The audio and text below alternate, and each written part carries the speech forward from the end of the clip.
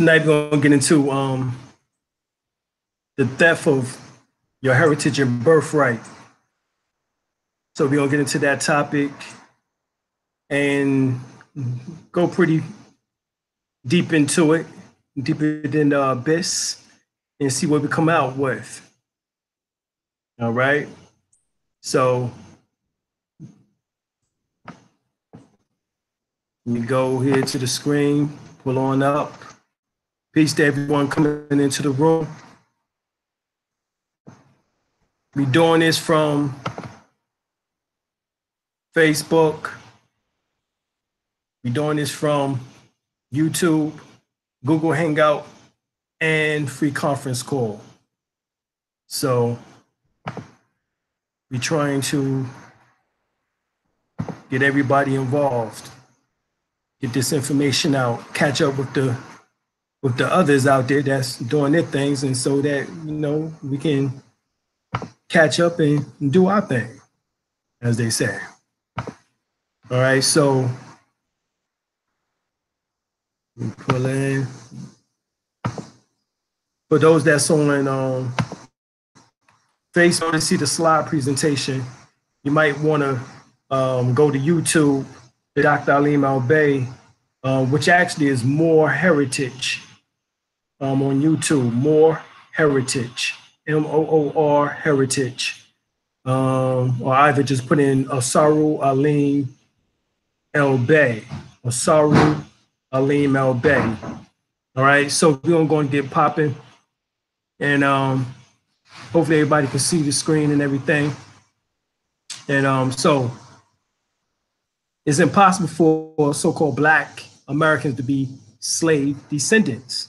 The reason why is because the word slave comes from Slav or Slovakian, all right? Or what is also referred to as the group of races and languages represented by Russians. You're not a Russian, and it says Poland. You're not Polish and Czechoslovakian. You're not Czech and Bulgarian, and you're not that. And Serbo, and you're not that. All right, we gotta give thanks and props to Johnny Aborigine. But right here, we're looking at the word slave, which comes from Slav or Slovakian. All right, Yugo-Slavic. Right? And the Slavs of Central Europe. You have never lived in Europe. So therefore, you can't be a Slav. You're not Russian, you're not Polish, you're not Czechoslovakian, you're not Bulgarian, you're not Serbo, you're not even European. All right? So this is why we always say that, no, you was a POW, a prisoner of war, but you've never been a slave. So this is one of the contexts that we have to change in our community, the so-called conscious community, and stop saying that we were slaves, because we can't be slaves. We never could be slaves, all right? Negroes don't want to accept the fact that they're American and that they're just African, but then accept the word slave, which goes back to European descent. See, this is the retardation that we're talking about here, and why we got to pick this up, this knowledge up. We got to pick our knowledge up. It says the word now is most in most European languages. All right, probably started in this sense from the Byzantine Empire. All right, wealth or wealth, foreigner, Britain, hold up, Britain, slave. Originally male or female servant, dated from 1800s. So they didn't even start using the word slave, which is from Slavic, until the 1800s.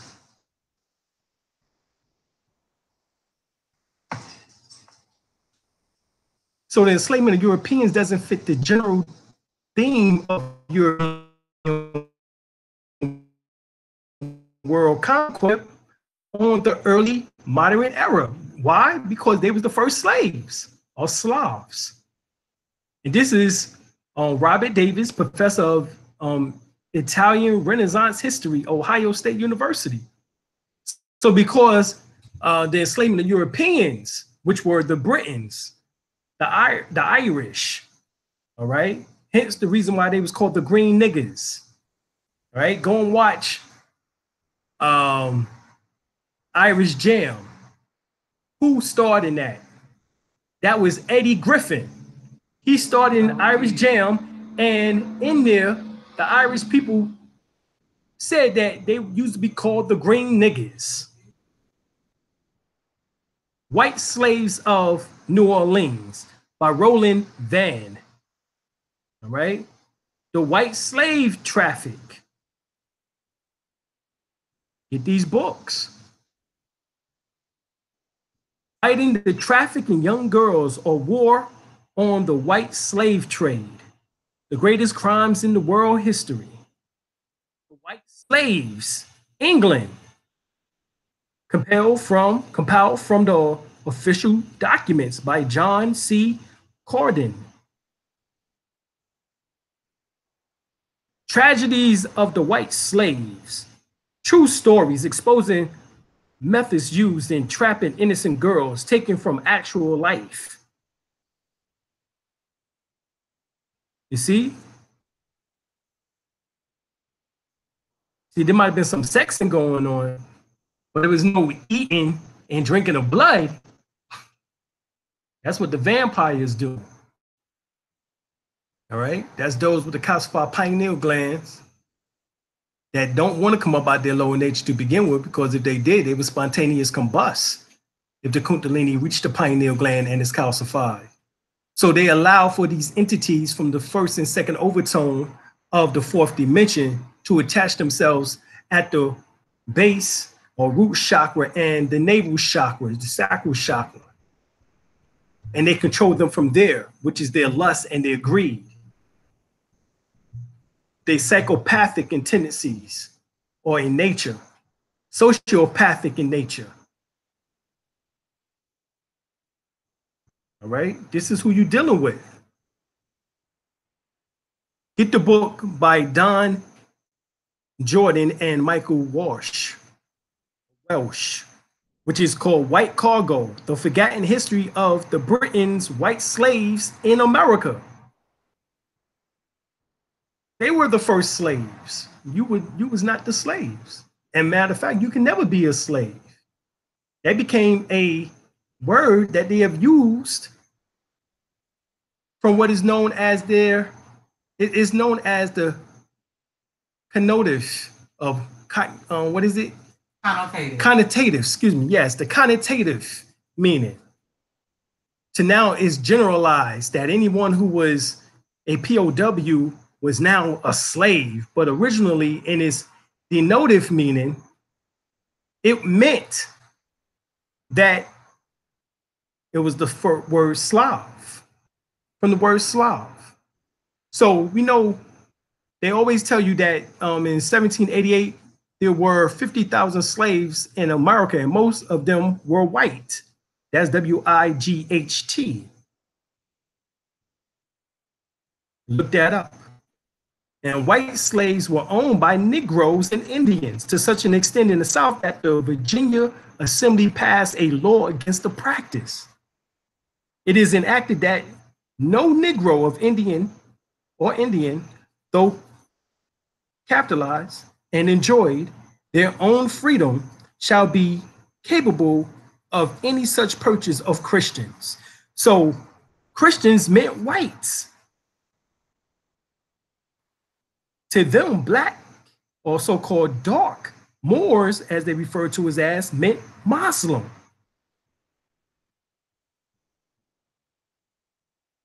Christians, we know, is Cretan. Look up Cretan. All right. Statutes of Virginia Assembly, Volume 2, page 280, 281. Ross Smith.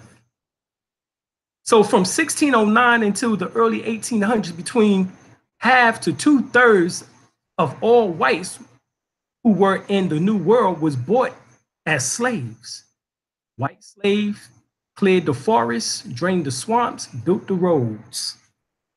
They worked and died in greater numbers than anyone else. Many of the Union soldiers who made up the ranks of Lincoln's army in the southern Ohio, western North Carolina, eastern Tennessee, southern Illinois, Kentucky, and elsewhere were survivors of white slavery or descendants of white slaves. All right, this is coming from Michael Hoffman. They were white and they were slaves, the untold history of the enslavement of whites in early America. You see, they told you in elementary school that yes, there was whites. However, they was not slaves. They were indentured servants. That's what they told you, that they was indentured servants. The story of Irish slaves in America and the Caribbean. All right. Also in the same book, White Cargo.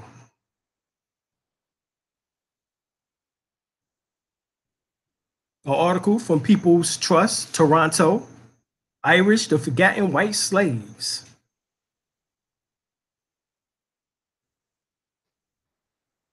It was the issue that was part of the war. They was trying to make us release the Britain and Irish slaves that we had here in the South.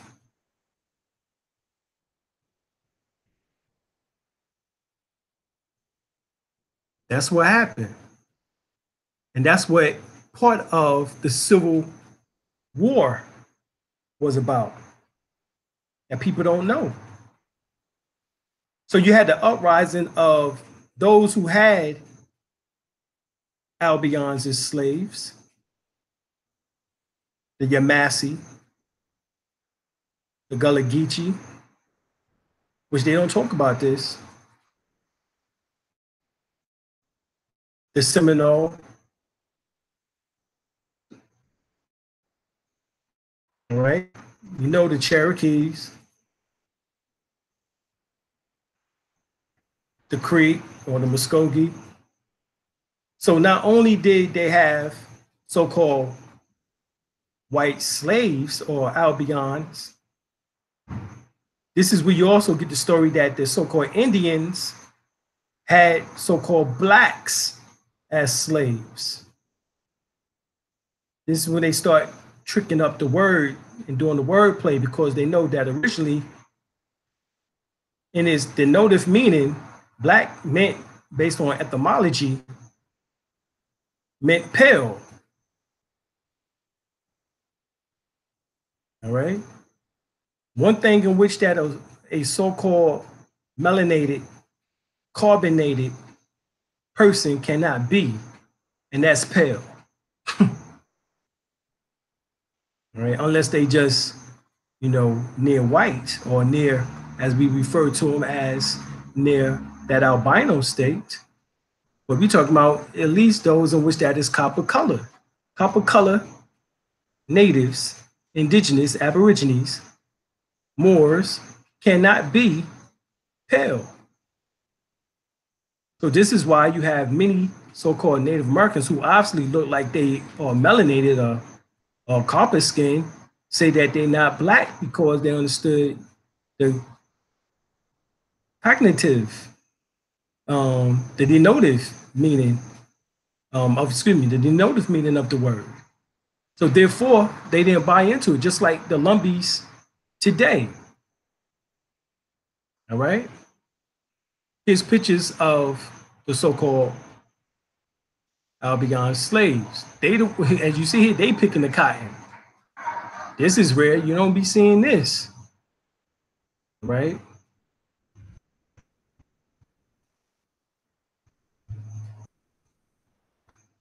In the book, it says English people in the American colonies. The English readily drew parallels between the Irish, who they characterized as dark savages beyond the pale of civilization, and Africans, whom they also considered savage and incapable of civilization. Of course, we understand that all of this is a lie. We know that the greatest libraries and the greatest and most educated people came from out of Africa. You had Alexandria Library, you had Timbuktu, you had the temples from Zimbabwe, South Africa, all the way up into Egypt, across into the Ghana, the Malian, and the Songhai empires. Tens of thousands of convict, beggars, homeless children, and other undesirable English, Scottish, and Irish lower class were transported to America against their will to the Americas on slave ships. Right? They don't tell you this part. They don't tell you that they was up in there. They just put all the numbers on you. In the 17th century, from 1600 to until 1699, there were many more Irish sold as slaves than Africans. Because, in fact, we didn't lose our nationality, according to Prophet Noble Ali, until 1774. So these early so-called slaves were the British, the Irish, and the Scottish. There are records of Irish slaves well into the 18th century. Many never made it off the ships. According to written records, in at least one incident, 132 slave men, women, and children was dumped overboard, drowned because ship supplies were running low. They was drowned because the insurance would pay for an accident, but not if the slaves were allowed to starve. The typical death rate on the ship were about 37 to 50%. A law was passed against this practice in 1681, not for moral reasons, but because the practice was causing the Royal African Company established, where you get the acronym for the word race from, RACE, to lose money. And according to James F. Kavanaugh, this company sent 249 shiploads of slaves to the West Indies in the 1680s, and a total of 60,000 Africans and Irish, 14,000 of whom died in passage. While the trade in Irish ships tapered off after the defeat of King James in 1691, England once again shipped out thousands of Irish prisoners who were taken after the Irish Rebellion in 1798. These prisoners were shipped to America and to Australia. Oh, now this is Australia. Now that's deep, because they was prisoners. This is how those Albions got into Australia. They was prisoners. And when they got there, they started acting like the English. But they themselves were slaves. They was prisoners. They were especially to be sold as slaves in the Americas and in Australia. No Irish slave ship to the West Indies or America has ever been known to have returned to Ireland. First legal slave owner in America allegedly was a black man who owned white slaves. His name was Anthony Johnson, 1600 to 1670. He was an Angolan, at least this is what they say, who achieved freedom in early 17th century colony of Virginia. And Johnson was captured in his native Angola by a enemy,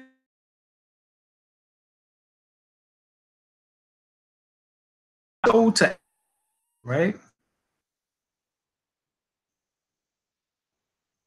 Blending of the races, American white men and Negro. Get the book Carolinas, 1780. Many of the laws restricted people of mixed ancestry who interacted in reaction to rebellions and insurgents against colonial societies. When Bacon's rebellion erupted in 1676, the laborers were mostly imported servants, English, Irish, Scottish, or Welsh, which terms of service generally expired when they reached the age of 24. It was imported to at the rate of 800 to 2,000 annually.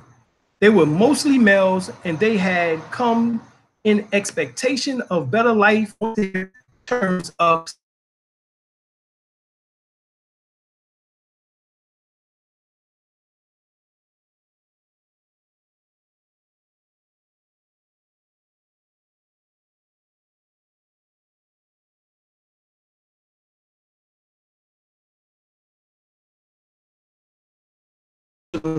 to the frontier, where Indians mounted guerrilla attacks on them. As early as 1670, Governor Berkeley recognized the dangers of this situation. All right, so let's go to another book. This is from Ancient and Modern Britons by David McRitchie. He says, the gypsies, then whom we have already seen described as Moors. He said this, and the word gypsy is taken from the word Egyptian, who was also known as the Saracens. The term being indifferently used in heraldry or in other romances. Nothing is known of the date of their landing in England, while a tradition represents them as making the predications in Scotland prior to 1460. All right, the Parical races who were known in history under various names and who made depredations throughout the British Islands at various dates. It says prior to 1460 were also a Scot remark style Saracen, and that it has been noticed that a Bulgarian and a Danish invasion of Scotland took place, according to traditions at the time. The Gypsies, also under their Scandinavian title of Tartarus, also identified with the Mongoloid or the Mongolian horde, the terror of Europe in the 13th century. Thus the Moors or Saracens, the Danes. So see, when you talk about the Vikings, and the Vikings are the Danes, then you have to go back to them really being the Moors or the Saracens. And other kindred races, and the Gypsies were virtually the same people under the different names, just like we are today. In believing this, it is of course impossible to agree with the theory, not substantiated, that there was no Gypsies in Europe until a few centuries ago. But it is an easy matter to agree with a French scholar, right? Bentelard, it says, author of Les Origines des Tessigens, Les Tessigens de l'Age du Braz, etc.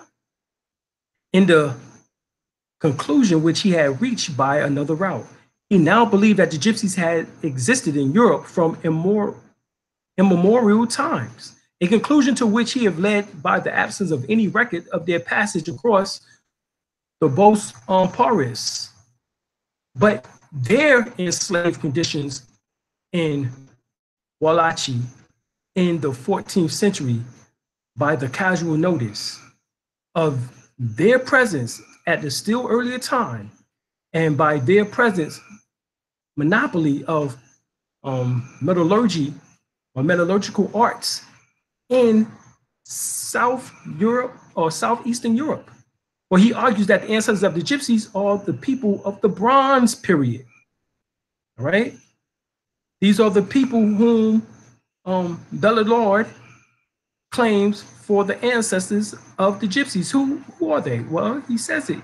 He says, and throughout it is a mighty leap from the Antangony of the 9th century AD to the Segeni of Herodotus, right? And when you, of course, when you look them up, you will find that they was Moors, right? Here is the medieval state essay represented or presented by James Campbell, 2000, by John Roberts, a Macacott, David Michaels Palliser, all right, page 159. It says barbarians was the term most frequently used by our author to designate the Muslims of southern Spain and Maghreb.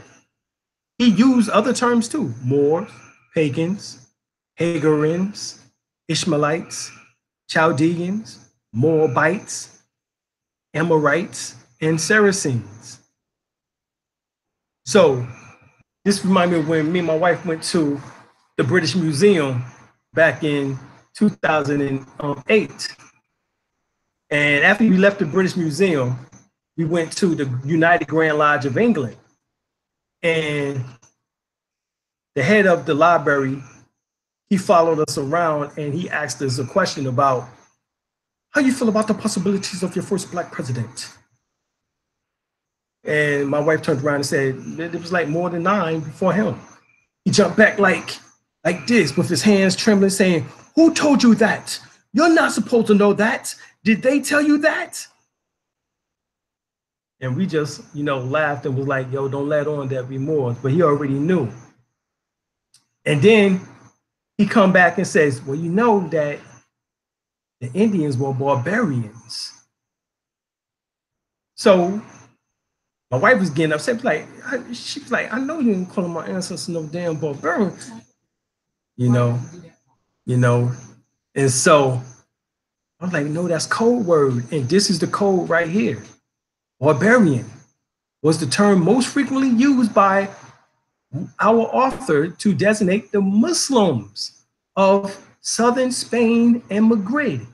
He used other terms too, Moors, because barbarian is taken from the word Berber, which is Ethiopian, Cushite, Cushitic, Moors, call them pagans, Hagarian, Ishmaelites, Chaldeans, Moabites, Amorites, and Saracens. Generally, they're not quite invariably when he used biblical names is because he found them in his source. Chaldean, for example, was frequently designated in the Chronicles of Alfonso III.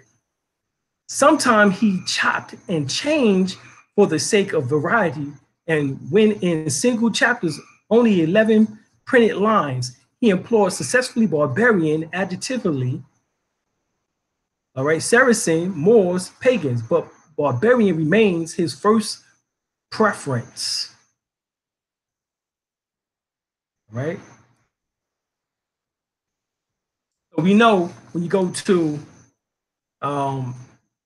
David McRitchie's book, Volume 1, Volume 2, he goes in and he breaks this information down, all right? And I'm definitely not going to read all of this, but I do want to read at least a paragraph. And he says that the ancient Picts who lived in the conic mounds were also called the Twa or Toa, all right? And the Creek. They were documented, document was written by David McRitchie.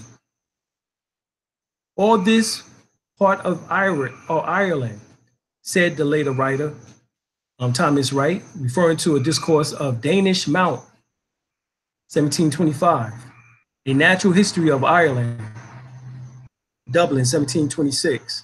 As to those Danes themselves, it appears to be generally recognized by modern students that they were not the invaders of the 8th, 9th, or 10th century, but a much earlier race known as the Tuatha de Danann, or the Danans, right? Which of course are the Dans. They were traditionally stated to have preceded the Gaelic or the Gael in Ireland, and one of the Gaelic names given to them is that of Daonine City, or mound people. owing to their residence in the chamber mounds described by Sir James Ware. All right. So the mounds that was built by the Picts or the Danes. All right, the Danes. All right, and who's the Danes? They was the Moors. David McRitchie just told you that. The first slaves imported in the America colony were 100 white children in 1619. See, they only tell you about the 20 Negroes, all right, that they bought in 1619 from Africa.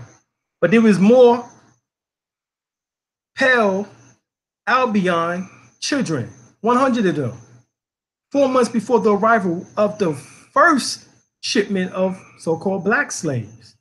Many were brought from Ireland, where the law held that it was no more sin to kill an Irishman than a dog or any other brute. Gianna D, your word. Thank you, thank you, thank you. Bryanna, thank you, thank you. Appreciate that. Much love for that. King James II, followed by Charles I and Oliver Cromwell, sold over 500,000 Irish Catholics into slavery throughout the 1600s onto plantations in the West Indies islands of Antigua, all right, Montserrat, Jamaica, Barbados, and well as Virginia and New England. Irish slaves were least expensive than African and was treated with more cruelty and death. This is why when the Irish got up, this is why, you know, Negroes participate in their holidays and shit. March 17th, you put on that green shit, you put, and that damn St. Patrick is the one who ran the snakes from out of Ireland. You were the snakes. You was the Moors, the Twa. They got ran from out of Ireland by St. Patrick. And every damn March 17th, I see Negroes putting on damn green because they don't want to get pinched. Y'all been doing that shit since damn kindergarten and shit. You know what I'm saying? Practicing somebody else's damn rituals and shit. All right? And ain't nothing wrong with the color green. All right? But it's just in the context that we're talking about here.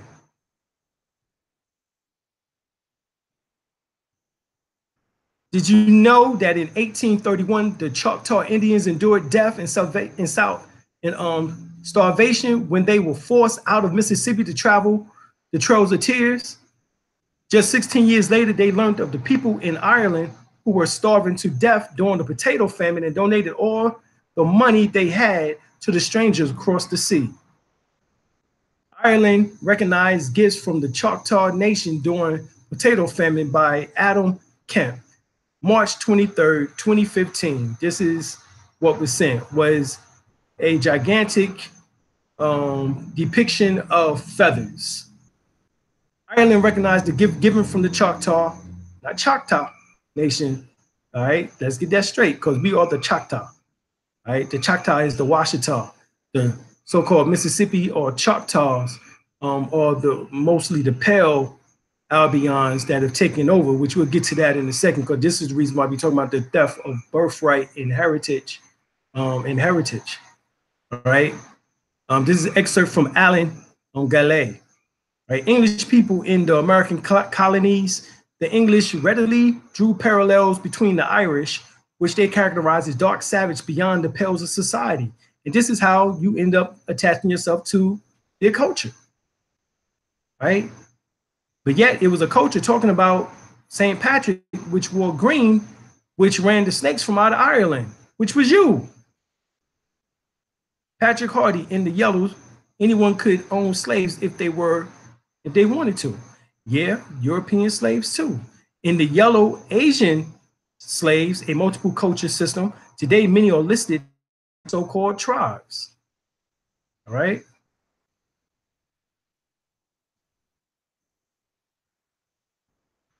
According to Paul L. Williams, PhD, at the time of the ratification of the Constitution in 1788, there were less than 50,000 slaves in America.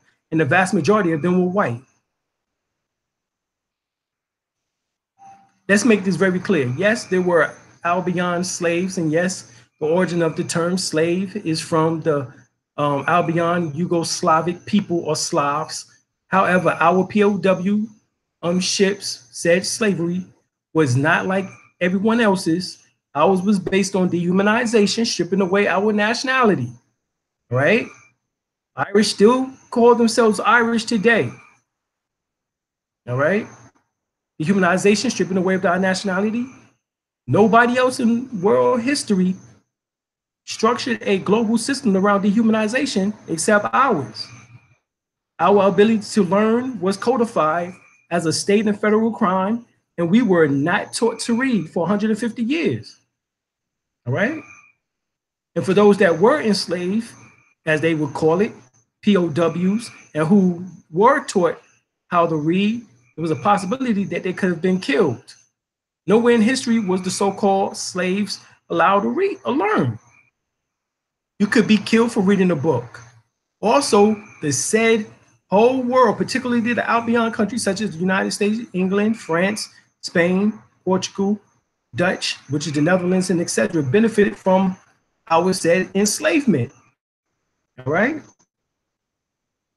We didn't benefit, you know, as great from their enslavement when we had them as slaves from as being Irish or Britain or Scottish. We didn't because see, that's what the whole Civil War is about, because at that time we was growing at a phenomenal rate in the South, and the North was getting ready to go into the industrial complex and began doing manufacturing in factories, and they needed the people from in the South to come up there, so they needed the workers. So this is why they wanted to go and do a civil war, was to free the Irish from slavery. So-called white girl found with the girl, Ventry Indians, hand resting on the top of the chair, dressed in Indian garb, full-length portrait believed to have been held as a slave by the Crow Ventry Indians from 1880 to 1890. Kiowa Dutch, white captives held as Jan Idel, big blonde, that's what they called him, by the Kiowa. Little is known about this, unfortunately, white captive, other than he was 8 years old when they captured him in 1835, the year that the Kiowa Indians raided all the way to the Texas Gulf Coast. Both parents, only having arrived from Germany 3 years prior, were killed. Benin Idol, which means big blonde, remained with the Kiowa all his life, unknown to the whites, until a blonde white man was discovered living among the tribe when placed on the Kiowa reservation. The first leader of the Native American Party was Louis Charles Levin, a Jew. All right, the term Native American refers to pale Europeans or people who with a relatively established history in the United States of America, as opposed to recent immigrants who held a navalist or navis point of view. Ironically, it did not refer to the actual first humans who settled the land, who were, i.e., you. All right. So from all of these Europeans coming in, you see them begin to start taking over the tribes. You have Peter Pitchelin, as you see here, was the chief of the Choctaw during the 1800s. Looks like a complete European. John Ross was chief of the Cherokee Nation during 1800s. Looked like a complete European. William McIntosh was chief of the Creek Nation in 1800s. Look awfully pale. And Holmes Cobber was leader of the Chickasaw Nation during the 1800s. Once again, look damn near pale. Indian chiefs of the fossilized tribes, a lot of infiltration went on during the 1800s. White men infiltrated Aboriginal copper-colored Indian tribes and created mixed blood Indian children and offsprings of these white men would also marry Indian women, becoming slaveholders and traders in these tribes, largely because their fathers had taught them the finance business of slavery. Those mixed blood Indians remained tribal members and became important middlemen between white foreigners and Indian communities. Under this infiltration, the white men and mulatto children. By the year 1860, the Cherokee had 4,600 slaves. The Choctaw had 2,344 slaves. The Creek had 1,532 slaves. The Chickasaw had 975 slaves. And the Seminoles, 500 slaves. And the Seminole Indians took in refuge slaves, all right,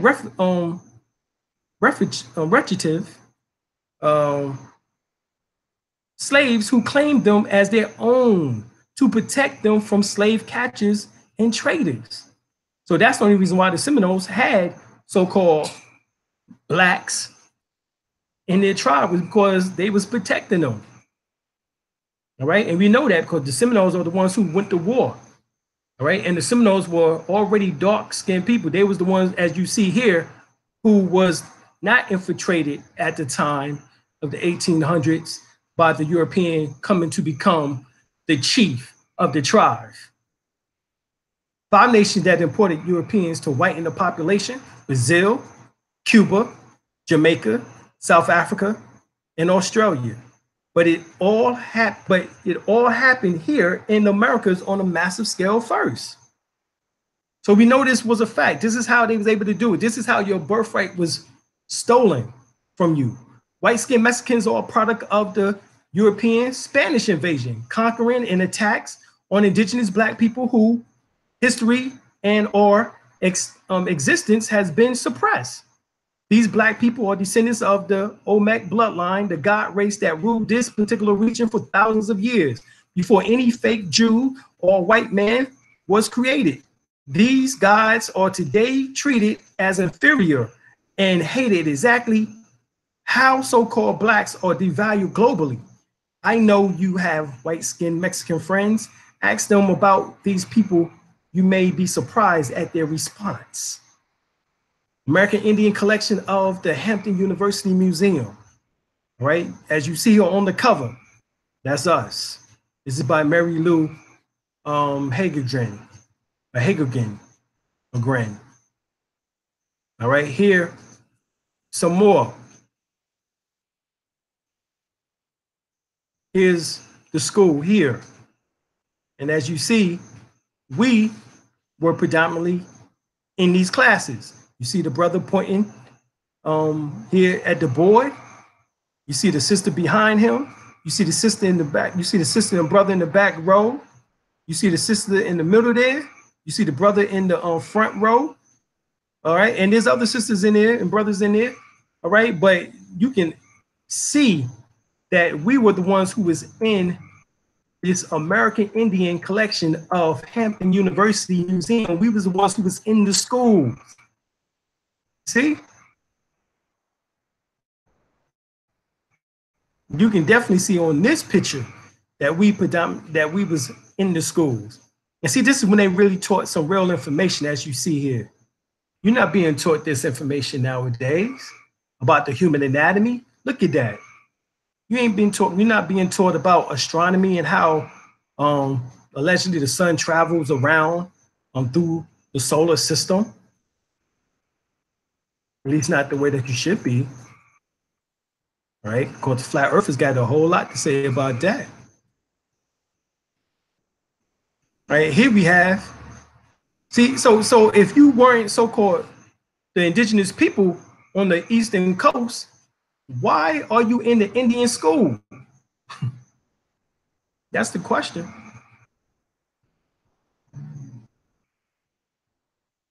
Here's another picture of the graduates of the school. So these ain't American Indians, right? You have Lance Brown Eyes, European, which he ain't really per se a European, but he is. You have Burt Lancaster, European. You have Chuck Connors, who played Indian, but is a European actor, right? They all have the same European phenotypes. You have Esperera, Oscar D. Corti. All right, this was I, because he always had that one damn tear coming down his eye. He always had that one tear. Do you know his ass is a goddamn Italian? No Native American blood in him whatsoever. A damn Italian. Took your heritage, and this is now how they portray the Native American. This is how you see the Native American now. Not you, not you. Jay Winter Knife Wolf interviewed Minister Louis Farrakhan, who explained 49% of those who inhabit native land reservations are not Indians. This is half. This is what Jay Winter Knife Wolf said. He said that. Here he is, and he can tell you. Uh-oh, look who's sitting on his knee. The real Native American.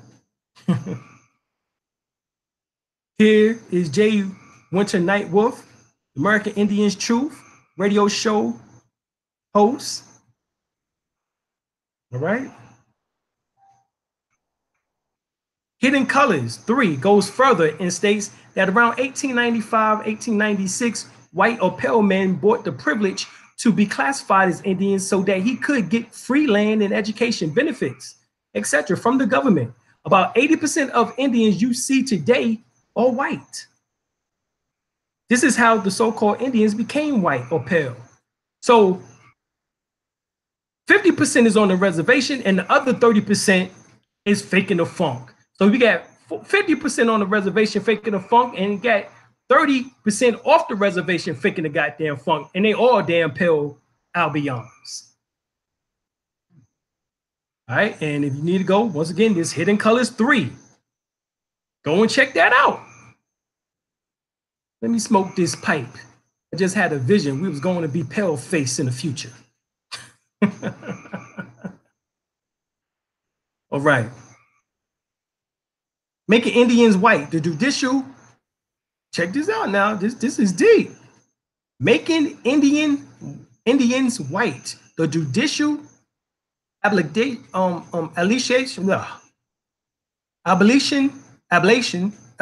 what is it? It's so blurry. Of native slavery in revolutionary Virginia and its racial legacy.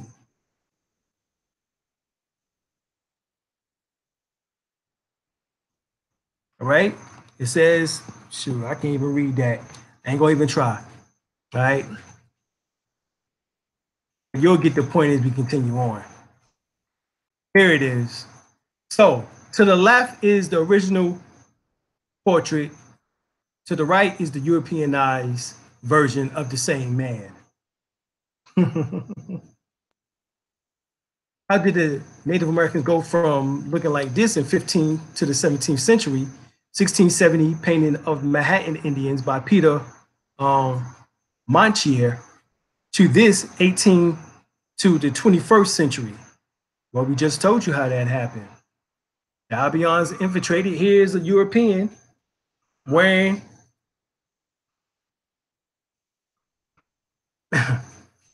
anyway, y'all get it. Here's another one. Some Native Americans refused to sign the census roll during the 18th and 19th century. Some refused to register with the Bureau of Indian Affairs or to allow themselves to be removed to Indian territory in Oklahoma during the 1800s. As a result, many of their descendants grew up in urban environments instead of on the reservation. Those were you and your relatives and ancestry. You didn't sign on to going to the reservation. You said F that shit.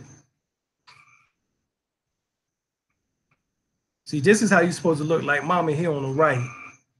But you think that the real Native Americans are the ones over here too, you know, to the left over here. Now they did form the party, the Native American Party, as I showed you earlier. But goddamn it, they ain't got your heritage and history, y'all. Right?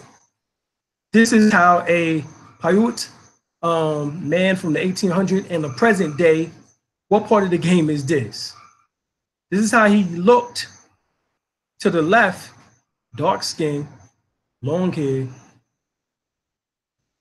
broad nose, as you see here. Now he looks like this. Cree Indian, man, in the late 1800s and the present day, what part of the game is this? Tyrone Street. Oh, here they are doing that two-step, as Queen say. We was right here doing it yesterday.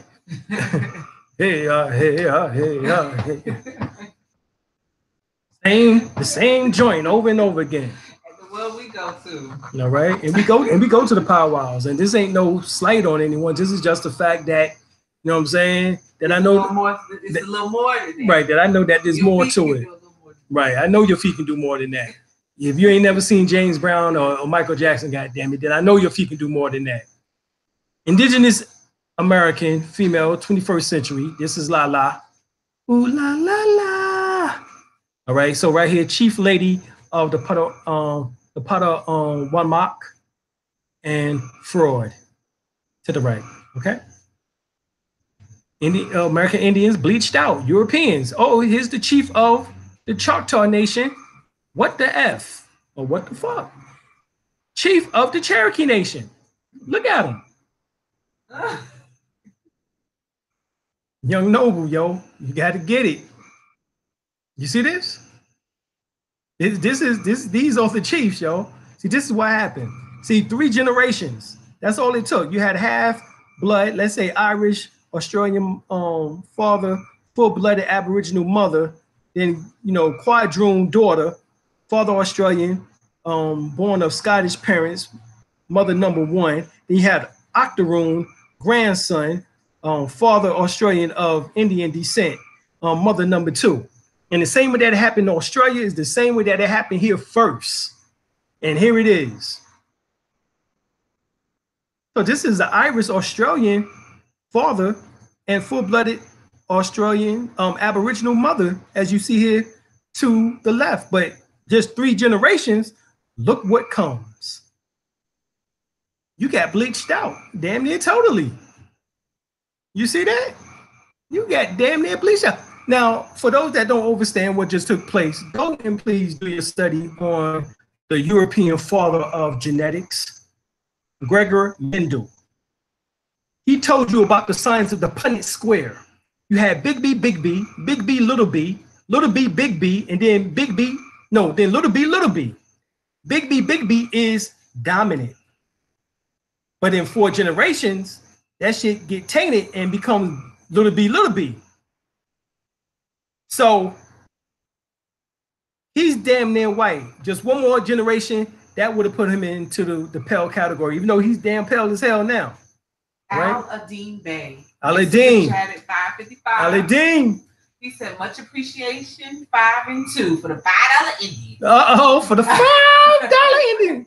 I got 5 on it. And I know it just ain't weed. Oh. True indeed. So in America, the pale man, white man, the pale man speak with the forked tongue, as the real natives say, or indigenous aborigines say, the Moors, was fighting other white people. Okay, so in America, the white man was fighting other white people. Then he called Indians, aka the red man. If you get what I just said. So if this man here, up here, is Native American, because you got Native pride, or this one here to the right, or these one here down at the bottom left, or the one over to the bottom right. So they was fighting themselves, huh? If they're going to steal your heritage, damn, at least, you know what I'm saying, steal it right, because now this shit don't make no sense. So white folks was fighting white folks to free other white folks. Oh, never mind. So white people be like, I'm part Cherokee. In times of war, the man is conquered, defeated, enslaved, and or murdered. The woman is defenseless, and the spoils of war, the booty. And we do mean that in every shape, form, or fashion. The children are then taken and raised to be void of culture and assimilated in the dominant culture. And this is how you make a Negro or Puerto Rican, which there ain't no such thing as Port Riches. Remember, Utahano, Arawak, Brazilian, Jamaican, which is maroon, which is Arawak, Indians, Cherokee. Also, this is where you get some of the Arawak from. All right. You got the Negroes, coloreds, niggas, African American, America, etc. Shit, all of it. What you getting ready to say? Fahim Bey took the pledge of $5. Brother Fahim. Muraysh assassin and Brother Fahim. All right, Muraysh assassin, no doubt. Appreciate that. Appreciate that, Brother Fahim. Appreciate that. Appreciate those super chats, no doubt. They got 5 on it. They got 5 on it, and I know it just ain't we. I know it ain't just we. All right, because we just showed you on what they had 5 on. They had 5 on that damn Doss Road, and this is how they stole your goddamn heritage. Even though we were smart not to go into that shit, but what would have been the point of us damn being on land that is tainted? You know what I'm saying? They suffering now from not having clean water. You think damn Flint is fucked up? You know what I'm saying? Go to a reservation. Right? They don't have clean water. All right. So this is them trying to kill off the remaining population, which is only about 3 million. Right? Some say that is less than that. Some say it's around 1 million. Right? But here you have Europeans. We don't die. Right. We multiply. Right. Yeah, we baby kids. Hence, you see, baby. We are baby. You see, baby kids. You get it? All right. See, somebody was trying to tell you some shit back in the days there. You know what I'm saying? Tytetee. Tytetee, word. Ooh. They finally caught a live. They caught the live on it. And no ain't smoke no weed. All right, so Europeans are not. Yeah, and we won't be spending it on weed. All right, Europeans are not Americans, because Americans are an Aboriginal or one of the various copper-colored natives found on the American continent by the Europeans. The original application of the name, as we showed you earlier, the Western 1828 American Dictionary of the English Language in 1936, Webster Unabridged 20th Century Dictionary. All right. The ones in which that you have become accustomed to saying a native. And yes, they do have Mongolian heritage, as you can clearly see. All right. Less of the Negro, indigenous, Aboriginal, Moorish heritage. All right. But more so of the Mongolian, Chinese heritage. All right. And we told you yesterday that the Chinese came here around 459 AD.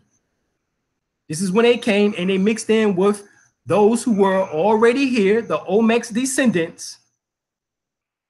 All right. And B-Baby Boy just super chatted $10. You said Big Baby Boy? B-Baby Boy. B-Baby Boy. All right. Baby. The babies are doing it tonight. Because we the babies. We are the babies. All right. So here, this is also from can't rename the book right now, but we're gonna get to it because it's got some good info up in here. All right. So let's see the real copper-colored natives here, known as the Americans. Because you are American, but you're not a United States citizen. You're not part of this corporation. You don't have to be part of this corporation. You can receive the privileges, but that does not waive your inalienable or unalienable rights. Unalienable, as they would say, but it's really unalienable. So you can't be leaned upon. You can't be levied against because you're not part of their corporation. See, when the Europeans came over here, it was the Cherokee Moors that they went into, quote unquote, treaty with, who allowed for them to have ports in which that let out so they can do import and export, to do commerce. That's what the Treaty of Peace and Friendship is about. The Barbary treaties, the Treaty of Peace and Friendship, the Marrakesh Treaty. All of these treaties are talking about us doing business with them and them doing business, importing and exporting without being harassed by us. But they still had to pay us our goddamn money. Right? There was still tribute that they had to give. You don't believe me? Go and read Volume 1 and Volume 2 of David McRitchie's book, The Barbary War. Read the Barbary Wars by David McRitchie, and go and get Volume 1 and Volume 2 of David McRitchie's Ancient and Modern Britons. He states in there specifically, y'all, that England, France, Portugal, Spain, all right, all of them had to pay us tribute to even travel on the 7 seas, even though we know there's 32 seas, at least by name that they have named them and called them, but it was called the 7 seas. All right, so here, this is what it says. Let's go. To many, the fact of an old Black nation in America would be new, yet it is an important feature of American history, as well as the existence of primitive white nations that's still more numerous. To furnish a kind of insight into this subject, I will here merely enumerate the Black tribes of which I have found evidence, trace, and remains in North and South America. The ancient Codicil of Haiti represents a nation of beasts by the historical songs, see Roman and Mortars. The Californians, all right, actually it's California, of the Carib Islands, called the Black Caribs, all right, or Guani by others, or a black branch of Carib. In other words, they're the Carib Indians, hence the reason why they call it West Indies. Because when they got there, that's who they found. This is who Christopher Columbus found, all right, in Haiti, all right, and in Cuba, when he seen the moss upon the hill. Go and read the records of his diary. Some say that Christopher Columbus or Cristobal Colon didn't even exist, but they are so confused about who he was. Was he a Jew? Was he Italian? Was he Portuguese? They have no idea. Still the raging shoot. Some say he even had Greek heritage. Right? You had the Ogahos of the Khadirah, mentioned by the Guris in the West Indies, quite black. The Black Aurora of Raleigh, and the Euroros of Spaniard, ugly black or brown Negroes, yet existing near the Orinoco, the language known or called monkey by their neighbors. You had the Chawas of Guyana, brown Negroes like Hottentots, right? See Humbert. All right, you had the Mangipas and the Porigers of Nianhof and the Matayas of Knievel. All of Brazil, brown Negroes with curly hair. See Vespucci.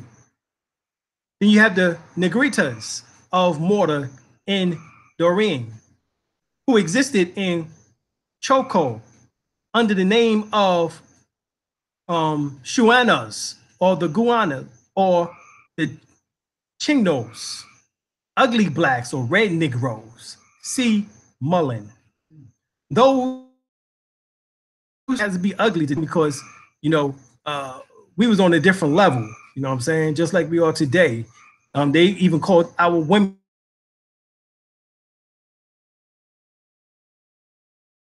steadily laying in that sun and getting them lips thicker, that booty fatter. Oh, but we ugly now. Right. I can't so as you see, them calling us ugly, but they the first ones to lay out in the goddamn sun and to catch carcinomas and melanoma you know, from all that reverse psychology bullshit that they do. And this is just an example of that. But at least they're telling the truth that when they got here, goddamn it, was they damn seen all of us up in this piece. Everywhere they went, we was there. Those are the Papayan called the Manabi, blackish with Negro features and hair. See Stevenson.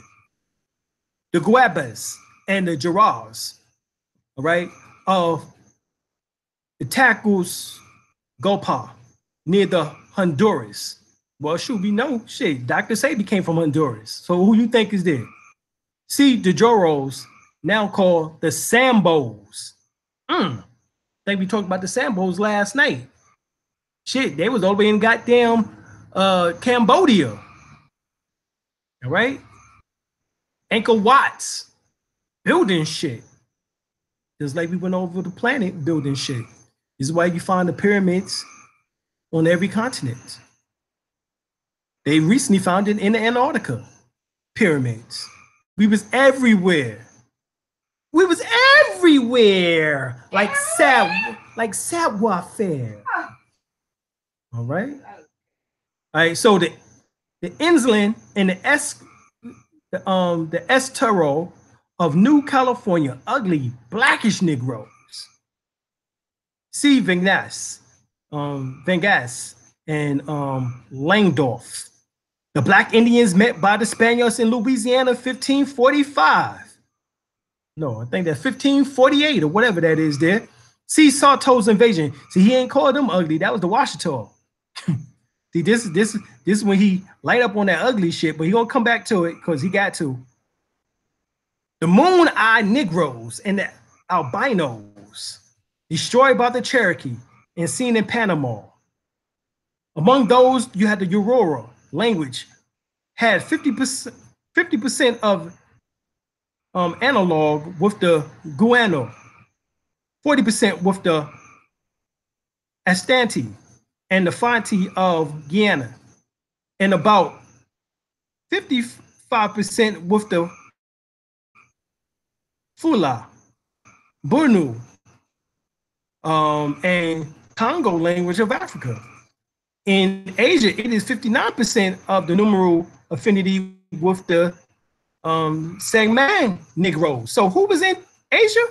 The Sangman Negroes. This is where you get the Ainu people, A-I-N-U, and in Japan, also Nagasaki and Hiroshima or Himashima. And Hiru was the deity. And then Nagasaki, the city of the Nagas. All right, these was melanated people. And 40% of the Negroes of Aden, as well as those of Australian or New Holland. All of these and many other details are given in length, proven by authorities and compared vocabularies in my memoirs. All right, that was in the book. All right, so here to early settlers, Moors and Indians are used interchangeably, according to ancient and modern Britain, page 46. See, you have some Aborigines or Aboriginals who have a problem with the term Moor. All right, I don't have a problem with the term Moor. All right, because I understand history. It says he subdued the Nimbus Blackamoor, not wrongly named the painted people. And the British Picts, like those of the other lands, stand out again as blacks is dark-skinned men. A contemporary witness were Moorish in gold found, and it goes down. So let's go to it. It says this usage outlasting Shakespeare by at least 2 generations. In a brief narrative of the encounter between the early colonialists of New England and the native Indians, I find that it stated these unfortunate gentlemen were intercepted by 700 Moors who were with whom they fought for the space of 4 hours till not only they too, right? Not only they too, but Cap, Sharp, and 51 Christians more laid dead upon the place. And again, that of Woodcock, 10 miles away from Shinnecock, on the 16th May was a little scrimmage betwixt the Moors and Christians. So there they just went from, it was native Indians to now the word Moors. So see, this is what the Europeans refer to them as, or refer to us as. All right? Race type, the most marked physical characteristics of the Indian race are brown skin, dark brown eyes, predominant cheekbones, straight black hair, and scantiness of beard. The color is not red or popularly supposed, but varied from various light in some tribes as the Cheyenne to almost black in others as the Caddo and the Turomori. In a few tribes as the Flatheads, the skin has a distinct yellowish cast. The hair is brown in childhood, but always black in the adult until it turns gray with age. Baldness is almost unknown. The eyes is not held so open to the Caucasian and seem better adapt to distance than to close work. The nose is usually straight and well-shaped, and in some tribes, strongly aquiline. The hands and feet are comparatively small. The height and weight varies as among Europeans. The Pablo averages from little more than 5 feet, while the Cheyenne and Arapaho are exceptionally tall, and the Hulacha of the Penigania, almost massive in build. As a rule, the desert Indians and the Apache are spirit and muscle in build, right? So he's giving instructions or descriptions, I should say, right? And it says the beard is always scanty, but increased with admixtures of white blood. The mistaken idea that the Indians had naturally no beard is due to the fact that most tribes, it is picked out as fast as it grew or grows. The eyebrow is being treated in the same way. There is no tribe of white Indians, but albinos are white, pale white skin, weak pink eyes, and almost blonde hair and eyebrows are occasionally found. These are albinos, and especially among the Pablos. See, this is when the European tried to add himself into the scenario that they've been on this planet with blue eyes and blonde hair for such a long time. But this is talking about Nubian albinos, not them in the present state that they're in now, which just came into existence 6,000 years ago, right? In cubical brain capacity, the Indians is not far behind the white man, but in generally intelligent, intellectual ability, endurance, and vitality, he is far inferior. Now check that out. Okay, we got 2 more super chats. Brother Arthurus, and we also Brother INDIGENOUS. IyeMaji. All right, appreciate y'all. Thank you. And that's to the guard. I got 5 on it, and you know it just ain't. All right. So this is a portrayal of the Delaware Moors, the family, the Jackson siblings, dated back to pre-1900. Right. This is where the term Delaware Moors come from. Then you also have from the book The Jacksons, Joe Jackson.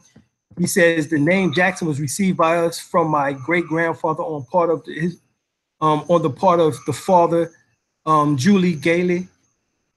Nobody called him July Gailey. Nobody called him July. Everybody called him just Jack. Great grandfather Jack was born in the tribe of Choctaw in the beginning of the 19th century. He was an Indian shaman, and he was very much appreciated for the ability for doctoring. So when you look at the Jackson family, that is the Choctaw, or Choctaw, all right? So we gave the example already on how your heritage was taken from you, all right? So here we have the physical types. Right, I'm just going to read a little bit here. It says that the anatomy and physical conditions, according to the census of 1910, they reside within the United States. 50,208 members of the tribes we have designated as the Plain Indians. Right, nearly all of the mixed blood are descendant of white men and Indian women. right? It says, this is Darrell Kakashby or Kakobi. It says, I work for the census, and did you know we have to label Indians from India as Caucasian? They were boosting the numbers up, and Mexicans was considered not a race, so they either had to be white or Native American. And what you think some of these Mexicans chose? I'm just saying.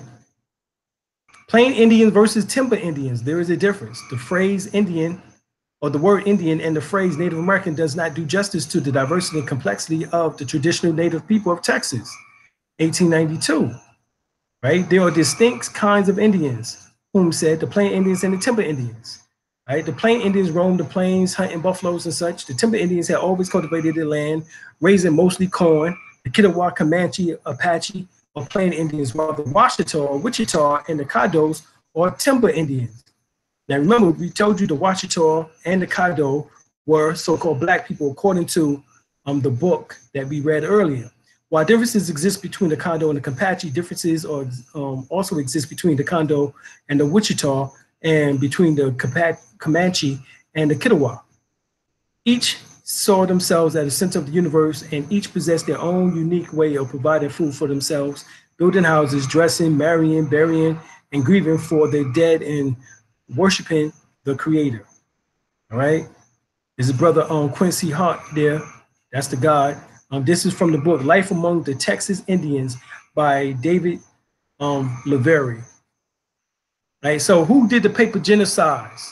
Well, this was the man here by the name of Walter Plucker, right? And from 1790 census to the present, this is how they did it.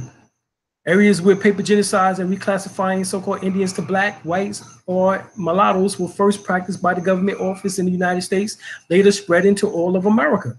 This is how you have within your 4 generations of your family, your great-grandmother on her birth certificate, she's Negro. Your mother might be mulatto, so hence she's colored, and your great-grandmother might be Negro. Your grandmother might be mulatto or put on the birth certificate colored. Your mother would be black, and now you being born, you know what I'm saying, would be African American. All right, that's what would be put on the birth certificate. So within 4 generations, you got 4 damn different labels, but yet the same family. And you don't see nothing wrong with that. The Indian Removal Act was signed into law by President Andrew Jackson on May 28th, 1830, authorizing the president to grant unsettled land west of the Mississippi in exchange for Indian land within existing state borders. Few Indians were peaceful, but many resisted the relocation policy. The Indian Removal Act was signed into law in 1830, but the process had begun long before this with many of the eastern tribes who occupy valuable port land or hunting lands for targeting for removal as early as the 1600s. Many tribes survived, but based on their location, while others has targeted utilizing terroristic tactics consistent with tactics used today. Who they could not kill, remove, or frighten suffered an even more worse fate. Paper terrorism, or paper genocide as it's called.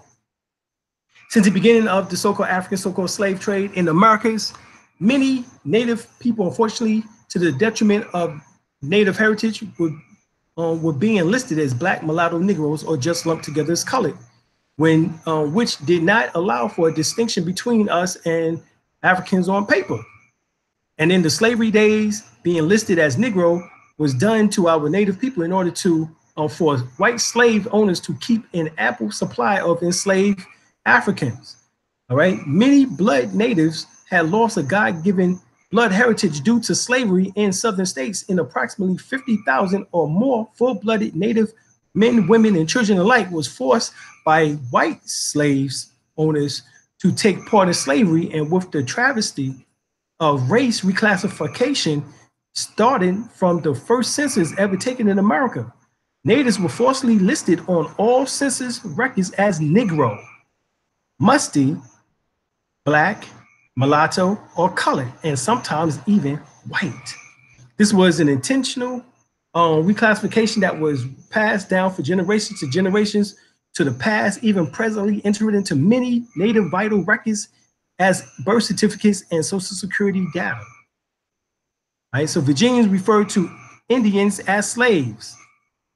Not my words. See Alan Gailey, biography of 910 citations on page 100. And it says that during the Anglo-Powhatan War of 1622-1632, official directives mandated Indian slavery. Right? So this is where we get some of the earliest slaves from. Is from the indigenous Aboriginal Moors that was already here.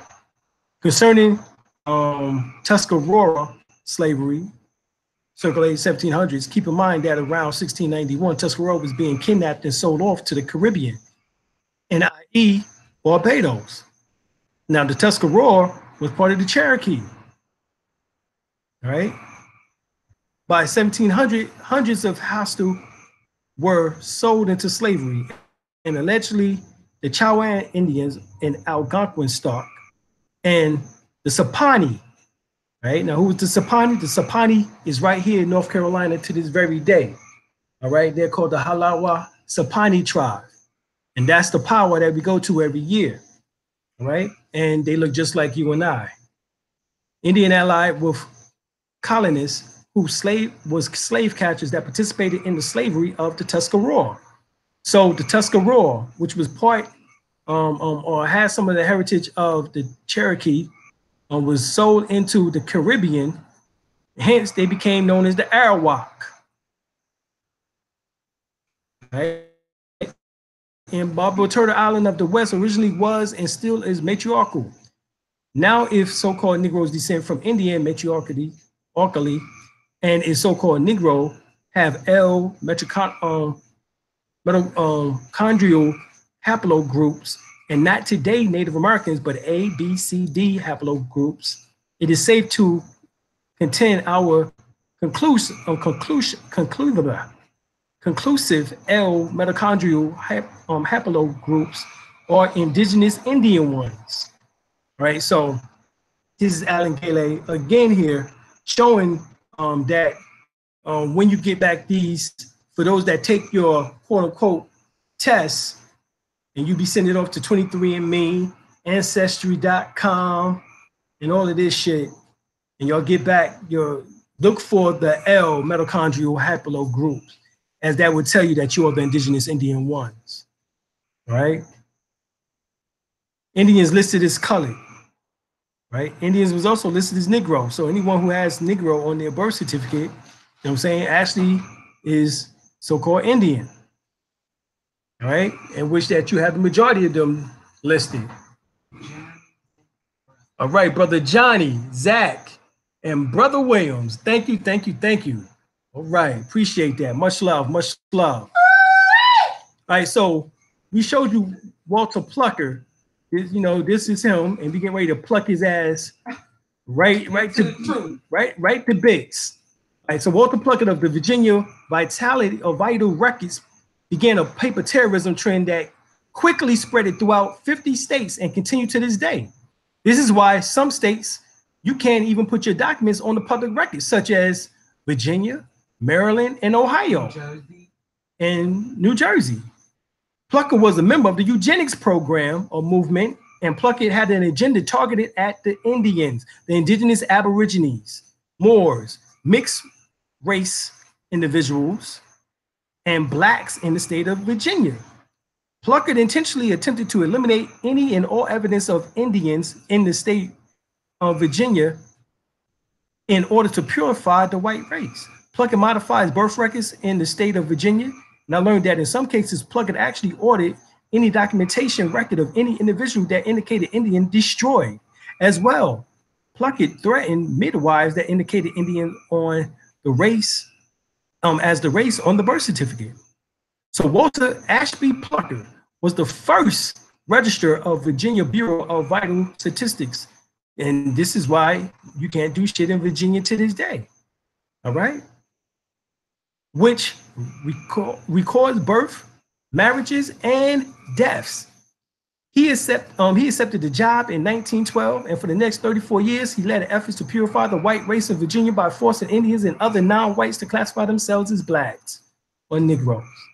It amounted to bureaucratic genocides. With the stroke of a pen, Plunkett could write an individual into Negro status and legal and social oblivions. And this is why we understand that the pen is mightier than the sword. You too can write yourself. Just like he wrote your ass out of existence, you can write yourself back into existence by way of declaring your nationality. Plunkett was only too willing to exercise that power.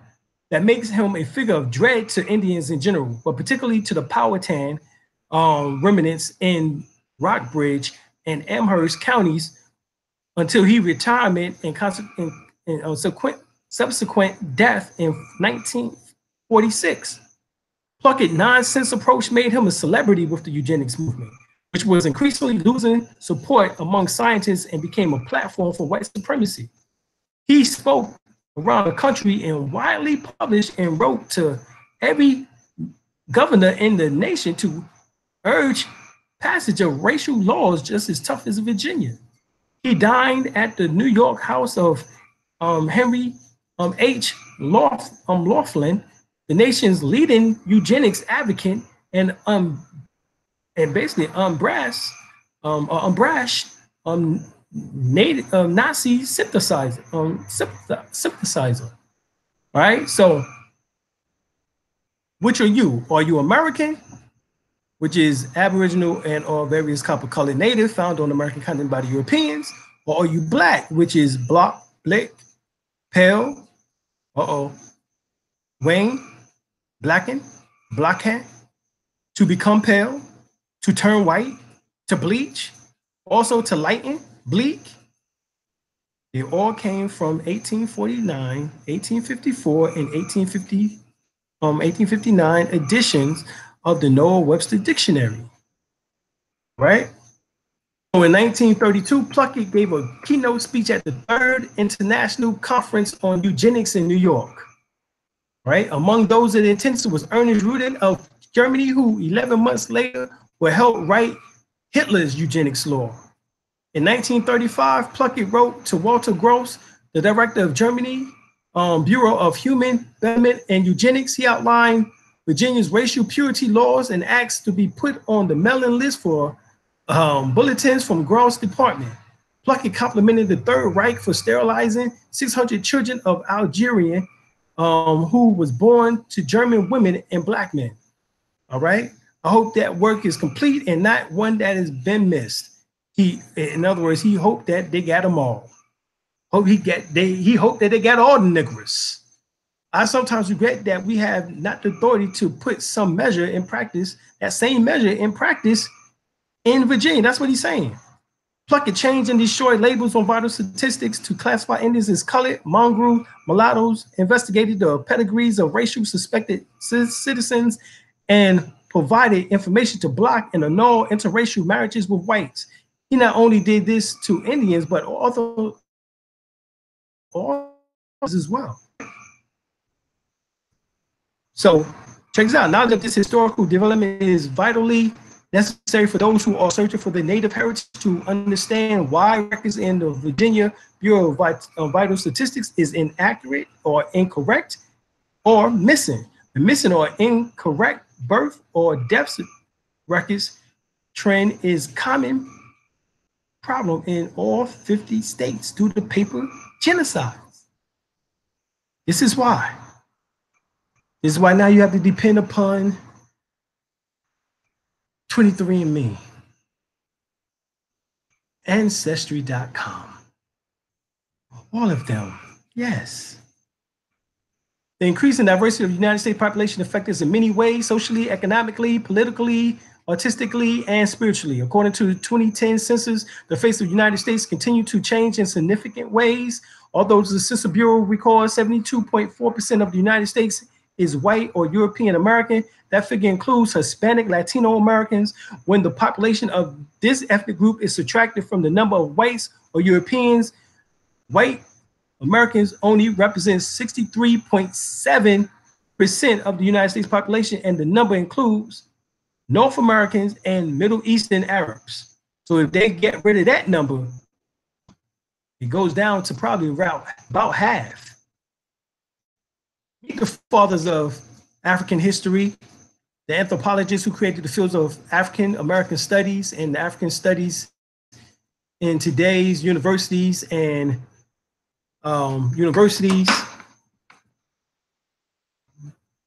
right? Were teachers, right? And were the teachers of W.B. Du Bois, Zora Nurse, Neil Houston, among others, all right? Name is Franz Boas, 1858, 1942, and Melvin Hershovitz, all right? 1895 to 1903. Not only does Black Americans out of African mother that comes from a white eugenics, Charles Darwin, but the connection to the landmass, personally known as Africa, is based upon two Jews for the same records of Black American origin and indigenous heritage in America, with academia institutions created by white supremacy. Now, this is what Brother Johnny is talking about. However, we do know that the oldest relics, artifacts that we have found, is in South Africa, and it dates back to 2.8 billion years ago. The oldest relics that we have found in North America dates back to 600 million years ago, but even then, that was still before the continental drift that occurred 200 to 250 million years ago. So this is talking about almost 400 years before the continental drift. We already was here. All right. According to Forbidden Archaeology and the Hidden History of the Human Race, all right, by Michael Creedmoor and Richard L. Thompson. Throughout the last 4.5 centuries, racism and white supremacy has continuously threatened the existence of African people before, during, and after enslavement. They threaten, have forced Africans to modify their beliefs, thoughts, and behavior in order to survive on a planet where they are regarded as third world people. Those who now claim to be members of the first world are actually latecomers to the human family. This is Brother Anthony T. Broder. But of course, you know, he referring to Africans as, of course, as melanated, heavily melanated. All right. That is one thing that the so-called Africans and the Aborigines and the Americans all have in common. We heavily melanated, right? And also those in India and on the islands outside of India, as well as also in the Pacific. All right. Remember, we outnumber the Albion 18-1 on the planet Earth as melanated people. All right. So this is a lie that everybody believe, that Aboriginal American Indians was captured. 8% of slaves came from Africa. Right. Roots is a lie. Judge Ward stated Alex Haley perpetrated a hoax on the public. We went over this before. All right. You can get this even on Wikipedia. All right. Look up Harold Corlander. Right. This is actually from Jet. You remember we had Jet back in the days. If you ain't have Jet or Ebony or Essence in your house, you was tripping. Nigga, you ain't get no Jet up in here? Nigga. Yep, everybody went to the Jet of the Week. Shit, my uncle had them shits all over the wall. He had all the sisters on the wall. I ain't gonna lie to you. I just woke up and he like, goddamn, okay, nigga, here go the new Jet. You gonna throw that one up there on there too? So he had them all up, scroll across the wall, go up in his room. All right. So yeah. So Alex Haley settles the suit out of court, $500,000.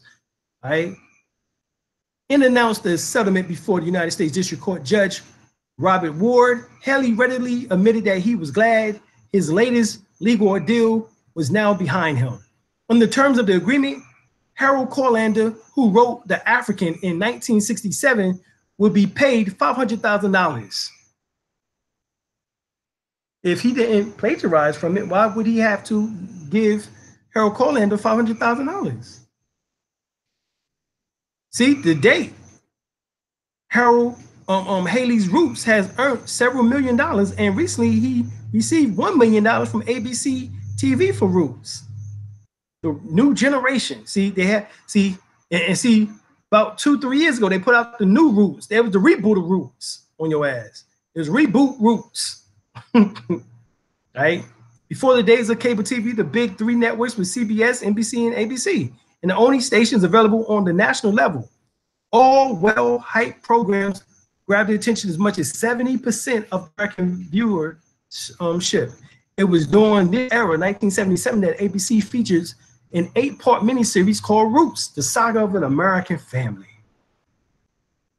All right, but this is Harold Corlander down here who won that $400,000 from the court because Alex Haley plagiarized from his book, African, all right? And it says that Roots and the Problem of Plagiarism.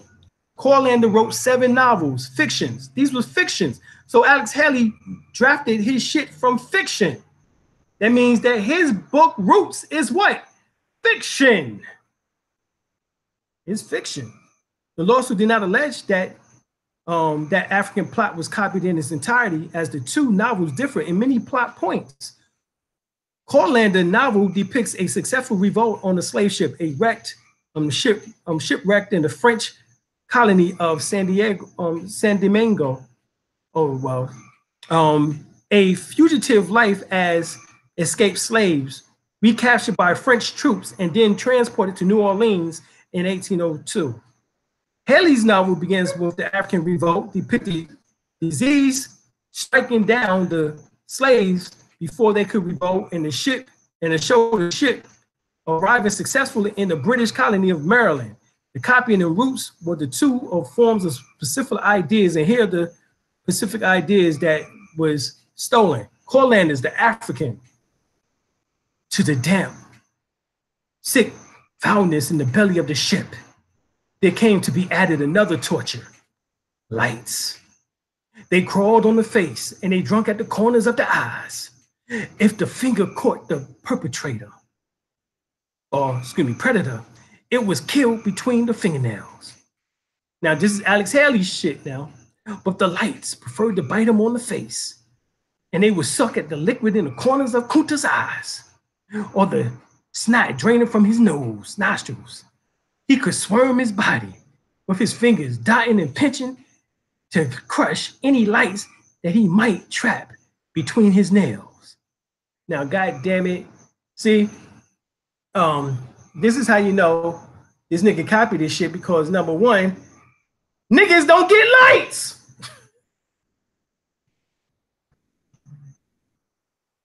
I'm gonna say that again. Niggas don't get lights. You might get ringworms, nigga, but you don't get no damn lights. Lights. You don't get lights. You saying lights? Lice. You don't get lice. Okay? True. But I do want some likes. But I don't want no lice. Okay? Don't want no lice. Niggas can't get lights. Your hair's too damn curly. They can't get in there. So see, this is how you know that he stole the damn idea, because niggas don't get lights or lice. Okay, you don't get them. You don't get them. Sorry. Not if you have melanated genes, melanated hair, curled into 9th ether, 8th ether, whatever, you know. You don't get that. You can't get that. And speaking of that, where the hell did the lights come from? They came from off the European Albions.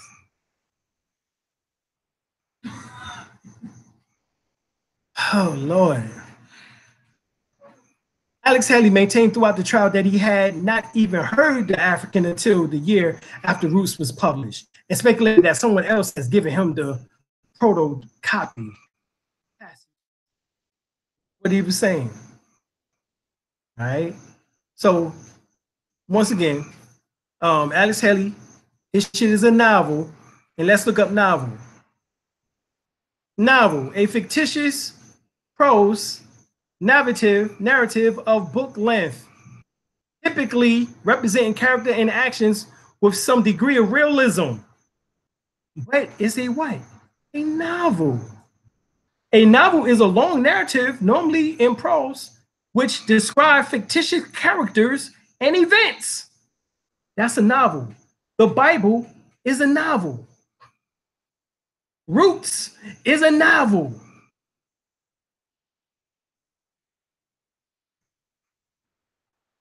Right? This is The African by Harold Corlander. See, as a European, he didn't know that Negroes didn't get lights or lice. He didn't know that we didn't get lice. He didn't know that. So he put that crazy shit in the book, and Alex Haley copied it like a jackass. Right? And see, he's supposed to be an American novelist, folklorist, and anthropologist, an expert in the study of Haitian life. The author of 35 books and plays and numerous scholarly articles. Corlander specialized in the study of African, Caribbean, and African-American United States and Native American cultures.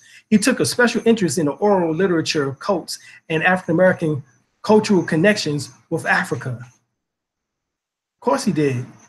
He was an anthropologist. He was trying to tie it all back, right? So Alex Haley novel Roots and the movie Roots about him tracing his ancestry back, or ancestors back, or roots back to West Africa is a hoax and a fraud. In fact, Alex Haley is Cherokee. And the West African transatlantic slave trade is somewhat of a lie in the sense that the Albion did not bring all of us over here. Sorry. Most of us was already here. But he did bring some of us here. About 8 to 15% of us did come on slave ships, as they call them, or as POWs. But 85 to 92% of us was already here, ancestrally wise. Right? That was just basically a fraud made up by the European called blacks to steal the land. Right? How can anyone survive traveling on a boat strapped down like this for 3 to 4 months straight, no food or water, and vomit, urine, feces, diarrhea? The area was never cleaned during travel, and much more. Who would clean it? These people would have drowned it in their own shock, sorrow, and sewage. That's a fantastic tale, but it's not true. These people would have been DOA, dead on arrival in America, not ready or able to build it up. Truth is, they found us in the Mississippi River and sailed us around the Americas, up and down the Atlantic Ocean and Caribbean from slave breaking, for slave breaking. We didn't come from Africa. They found us in the Americas. We are the Indians, and our Caribbean families are the West Indians. All right. The problem is that they haven't preserved a so-called slave ship. All right. And you know the Albion, this motherfucker is so goddamn white supremacist in his mindset, so arrogant, so conceit, has so much conceit, because he's a he's a psychopath, he's a sociopath. The ones that's are in the elite position I'm talking about, the 60 to 80% with this calcified pineal gland. I'm gonna make that known. All right. That's what I'm talking about. The 60 to 80% those who have calcified pineal glands. If you are European and you are offended by anything that I'm saying, then you must be one of the 60 to 80% calcified pineal glands, and you don't need to watch this. All right. The Mandi script found on the monument at Monte Alban in Mexico has been deciphered and is found to be identical to the Mandi script used in West Africa. Afterwards, the language was found to be very similar language spoken by the Mandis of West Africa. The similarity between the Olmec religion and the West African religion, one of the most important connections made to show that Olmecs were West African, is the very strong similarities in the race between the Olmecs and the West Africans and the ancient Nubians. In fact, during the scientific conference held years ago, West African scientists identified Olmec artworks and representations of Africoid people of West Africa. The Africans also identified cultural traits such as the earplugs, scarification marks, the keloid tattoos on the skin and face, the cornrows, braids, tassels, and even Afro-style hairstyles of West Africans. Moreover, according to Ivan von Cernima, Dr. Ivan von Cernima, African presence in early America, giant heads of statues or stones to represent important people in Africa was done in the present era, as well as ancient Egypt and Nubia. All right. So the Albion tells us that according to the transatlantic imports regions, this is coming from Emory University between 1450 to 1900. All right. So this is now 1450 now. All right. They then went and added in the Arab slave trade. All right. But they tell you that you didn't get here until 1619, which was 20 Negroes. They don't say Africans, it says Negroes, meaning that they could have picked you up or picked up us in the Americas. So they don't say Africans, Negroes. But here they added in 1450, which was the Arab slave trade, into the so-called transatlantic slave trade, if you notice this. This is the bullshit that they're doing. Emory University, right? So here in Brazil, 4 million slaves, as they call them. Spanish Empire, 2.5 million. British West Indies, 2 million. French West Indies, 1600. British North America and the United States, 500. Oh, excuse me. Yeah, that's supposed to be 1.6 million. I don't know what happened. And British North America and United States, about 500,000 was bought here. The Dutch West Indies, 500,000. Danish West Indies, 28,000. Europe and islands, 200,000, which comes up to a total of about 11,328,000 people that was bought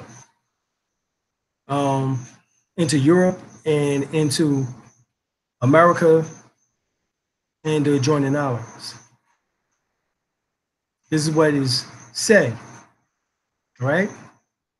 But here, once you factor in all the variables, such as most of the slaves came into the colony from the West Indies, who was indigenous melanated Caribbeans, the Arawak, and not Africa, plus the mainland indigenous Negroes forced into slavery, plus white slavery, you will realize that the Atlantic slave trade is largely a myth in the sense that of what we just talked about, invented by whites to confuse us and steal our indigenous American ancestral heritage. For North Carolina, like most American mainland colonies, Negroes can be obtained by sea from 3 sources: Africa, the West Indies, and the other mainland colonies.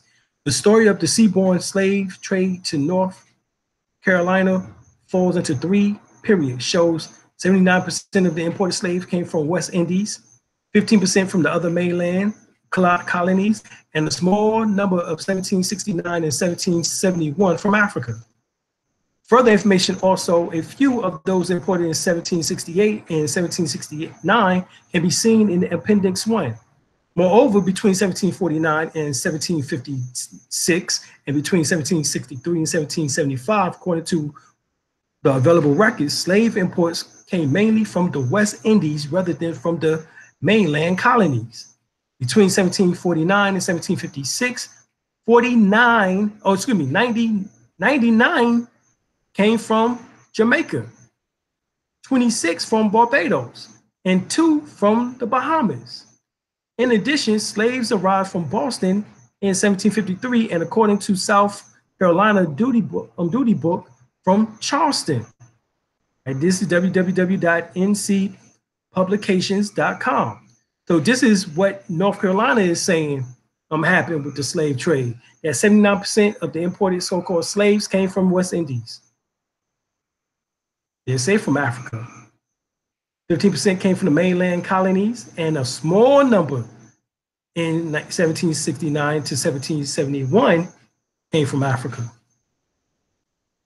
So the transatlantic slave ships, nowhere to be found, but we do find some other things. I'm gonna show you. Conspiracy theories and blacks, it says right here, right? A columnist claims they're the lifeblood of the African-American colony community, and Jesse Jackson accused the government through the CIA of being, they carried out the transatlantic slave trade that claimed killed 100 million Africans.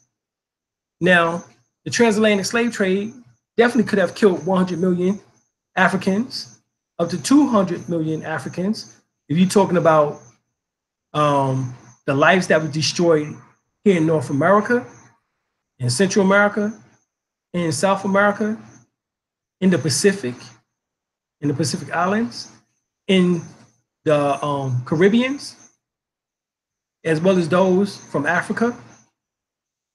All right, yeah. And Martin Luther King said that 75 million Black people lost their lives as a result of the transatlantic slave trade. It's from the death of the King.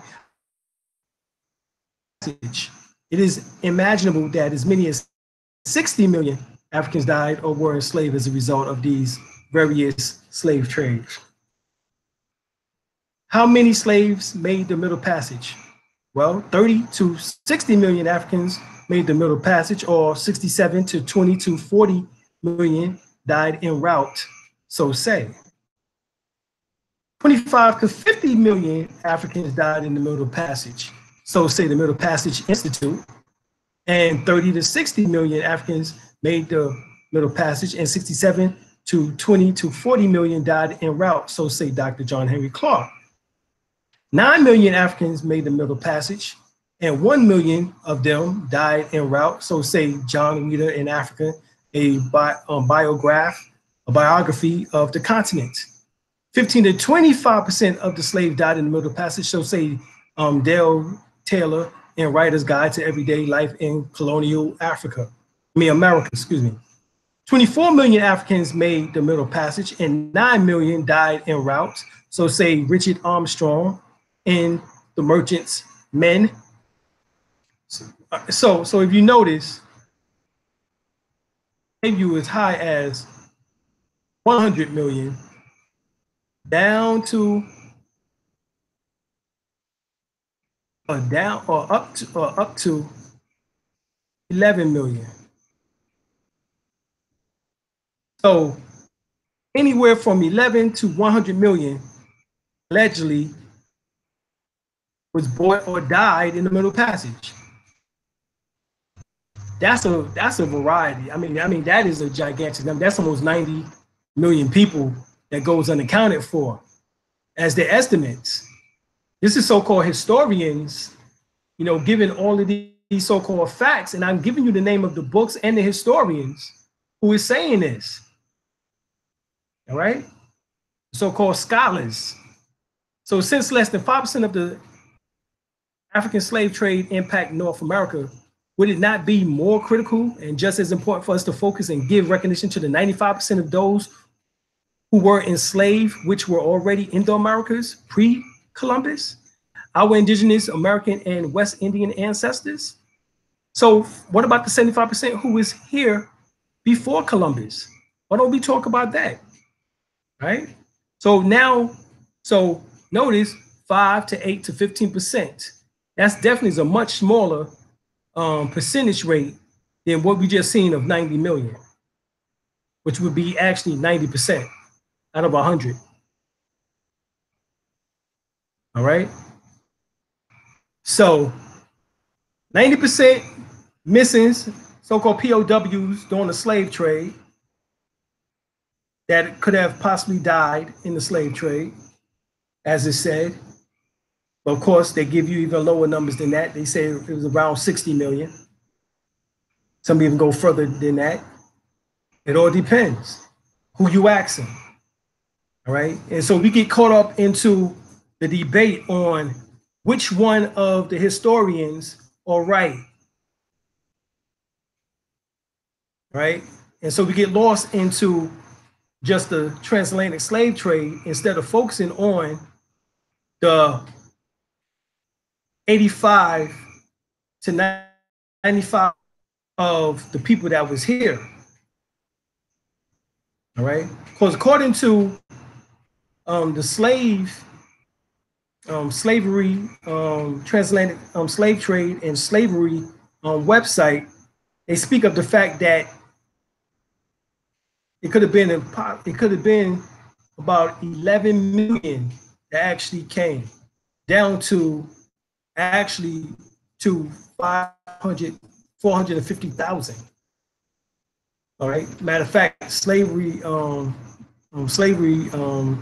states, that website states specifically that it was down to 450,000 here in North America. That's who came, right? About 450,000, right? So anthropology, the Aboriginal Negro natives of America, the pre-European colonization, the primitive Black nations of America by Professor C.S. Raffiniki, right? That was the book that I was reading from earlier about all the so-called Black tribes that was already here, all right? Atlantic Journal and Friends of Knowledge, 1833. That's when that book was written. So this is supposed to be a cutaway model of a typical slave ship as early as 1700 on the middle passage and the upper and middle deck packed the slaves, all right? This is how this is shown to us. So we know that the Egyptians traveled the oceans. We have proof. Here's a boat that dates back to 3,500 years ago that they found. Still intact, 3,500 years ago. The Vikings traveled the oceans. We have proof. This is in the library.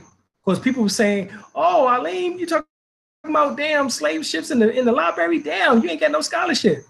Motherfucker, I got sense. Because where you gonna put the shit at that's ancient? You put this shit in a museum. You goddamn jackasses. Here is the Viking traveling the oceans, and we have proof.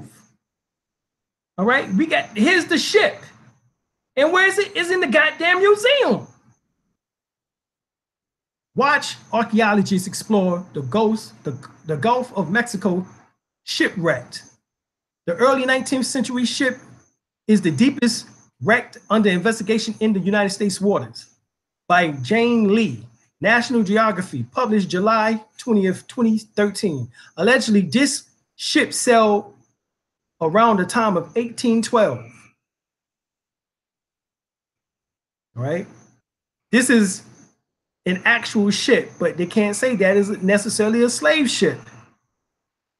All right. And for those that you need to see, you need to go to YouTube for y'all can see the pics. All right. This is what was on the slave ships, rings and things, these bracelets, and we call them bracelets, but they're actually called shackles.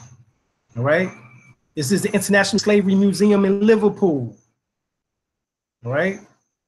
July the 4th, 2012, 1807, British abolished slavery. All right. I visited the Slave Museum in Liverpool yesterday and found it disturbingly powerful. The shackles above were displayed in a glass cabinet, similar to a piece of artwork, yet they are a complete opposite of creativity. And you know damn well if they had a reconstructed or actually had a real slave ship, they can put your ass on. But here we have welcome to the Moby royal family, the original slave relics. All right, museum in Badagry, right? Badagry slave route. This is the route of the journey to the unknown destination, the original slave route. In Badagry Market, 1,500 slaves were sold every week, while about 10,000 slaves were usually exchanged monthly at the slave market in Nigeria. Right? These slaves were sold by the leaders in exchange for goods such as mirrors, matches, dry gin, etc. Initially, this exchange was a appreciation for the goods, but got out of control and began to form trades, the slave trade. Leaders gave the following numbers of slaves in exchange: 35 slaves in exchange for a mirror, 7 slaves in exchange for matches, 10 slaves in exchange for tobacco, 15 for dry gin, 3 slaves in exchange for umbrellas, 100 slaves for a cannon gun, etc. Right? Here's a brother with the chains around his neck.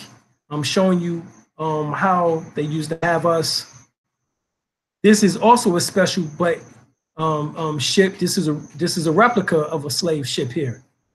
All right, this is a replica. This is the Harriet Marie. It is one link to slave trading ship. The people who sell them, the cargo they carried and the horrible conditions Africans were forced to endure in slave ships while crossing the Atlantic Ocean. So I'm not making light of the 5 to 15% of our ancestry that came here 400 years ago. Right. Understand that. We're not making light of that. But we want to also focus on the 85 to 95% of those who was already here. It's easy to just get emotional, you know what I'm saying?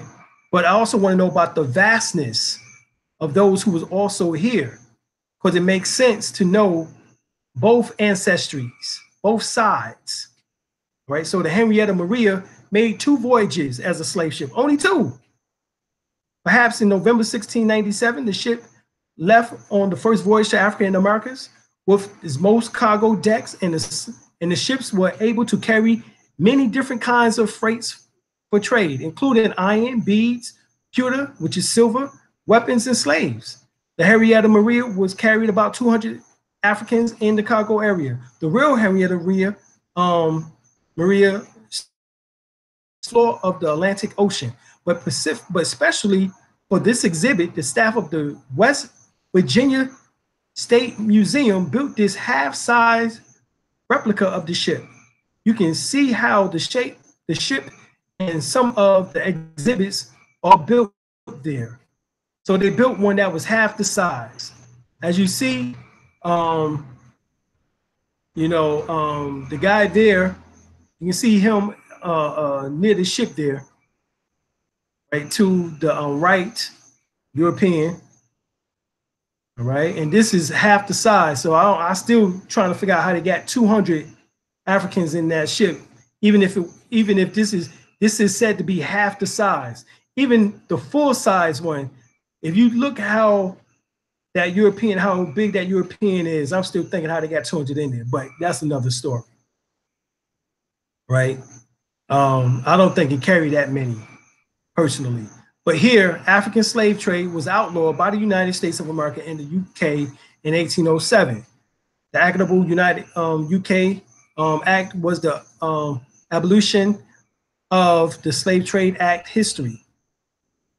J.M.W. Turner was inspired to paint the slave ship in 1840 after reading the history and the abolition of the slave trade by Thomas Clarkson. All right. Kudos Lewis, it said, is considered the last survivor of the last slave ship to enter the United States. He was born around 1841 to a Yoruba family in the Bantu region of Dahomey, today Benin. They transported about 12 million Africans to the Americas. We have proof. Right, so here, the slave trade and the slave population. All right. The era of awakening commerce and discovery that marks the transition of the medieval into the modern world first brought Europeans in contact with African slaves as already developed institution. Right, that was through the Arab slave trade.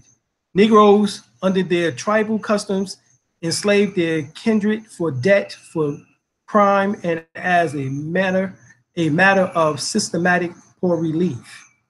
Right, this is why so-called Africans enslave other Africans, once again, is because of debt, for crime, and or matters of systematic poor relief. So too, now understand that the so-called enslavement of Africans, but I hate to use that damn word, right? But when we captured other Africans, it was to pay debts for crimes, or either it was war or systematic poor relief. Right? So too, the sparing of the captive enemies to be a slave, the most futile and humane source of slavery, was commonly practiced in native intra-tribal warfare. The Moors also from early times enslaved not only the blacks around them, but also Christian whites. It was through the Moors that Europeans were first made acquainted with the benefit of being deprived from the African slave trade. All right. 1441, Prince Henry, master of the robes, Antonio Goncalves, in a voyage along the Morocco coast, captured a few Moors and carried them to Portugal. The next year, these Moors, all right, begged Goncalves to take them back to Morocco and offer him a ransom in the shape of Negro slaves. On hearing of this, Prince Henry told Goncalves by all means to exchange the Moors for Negroes, because the former was obstinate infidels who would not give up their Mohammedan faith, whereas the black man, being simply heathens, might more easily be persuaded to espouse Christianity. Goncalves accordingly set free his Moors and returned to Portugal with a small cargo of Negro slaves. This transaction in the year 1442 seemed to have been the beginning of slavery in especially moderate form. After these, many ships loaded with Negroes were brought to Lesbos, and Prince Henry, in receiving his royal fifth of the proceeds of this expedition, was known to take slaves along with buffalo hides and gold dust. All right, so we come down, and it says here that others as black as Ethiopians and so ill-formed, as well as their faces and their bodies, that it seems to behold as if they saw the form of a lower world. All right. The underwater submergence of sculptures of the sculptures of museum. This is by Jason DeCaris Taylor. Right, underworld sculptures in Grenada. The sculptures honors African ancestors who were thrown overboard slave ships during the Middle Passage of the African Holocaust. Underwater sculptures. These are the heads here to the upper left. This is them at the bottom of the ocean, as you see here. Right, so this is Johnson that we talked about, who was allegedly the first American slavery. He was the first one. In 1654, it was time for Anthony to release John Cassar, a black indentured servant. Instead, Anthony told Cassar he was extending his time, and Cassar left and became employed by the free white man, Robert Parker. Anthony Johnson sued Robert Parker in the Northampton court in 1654. And in 1655, the court ruled that Anthony Johnson could hold John Cassar indefinitely. The court gave judicial sanction for blacks to own a slave of their own race. Thus, Cassar became the first permanent slave and Johnson the first slave owner. All right, this is where this allegedly comes from. Right? So-called black natives being exploited to American islands. The truth always opposite of what they teach us. Out in Beaufort, South Carolina and North Carolina is where they were captured Negroes. However, the Carolinas rarely imported by sea. The Spanish found one Yamasee Negro being equal to 10 Indians for work, and they therefore exported these Indian Negroes and carried them to the West Indies to experiment with as slaves. Right, this United States Congressional Records, Congressional Serials Set, United States Government Printed Office, 57th Congress and First Session, House of Representatives, Documents 179, Report of the Industrial Commission on Agriculture and Agricultural Labor, Washington Government Printing Office, years 1901, page 824. And so this is what we was talking about. To be sold on board the ship on Tuesday, the 6th of May, all right? It was a choice of about 250 fine, healthy Negroes, right? Now, the term African should have been used if that was really their origin. And what we're telling you is that some of these so-called blacks, as we just showed you, came from the so-called black tribes that was already here, like the Yamasee. All right? That was on the Eastern Seaboard in particular. Because they was utilizing the Eastern Seaboard as the import and export of doing business, which becomes the states later on, it was moving and using them, all right, as we said earlier, from the 1600s to the 1700s, using them as in the Indian Removal Act by Andrew Jackson, or either they was enslaving them, okay? So they are leaving out of your history in Americas over millions of years, only to put you in another land and tell you that you were that you are them just because you have the same skin color. Although people on the continent of Africa are darker, different body builds, and look facially different at times. Now, of course, sometimes they can find us, you know what I'm saying? They can tell you what tribe you come from by the looks of you at times. All right.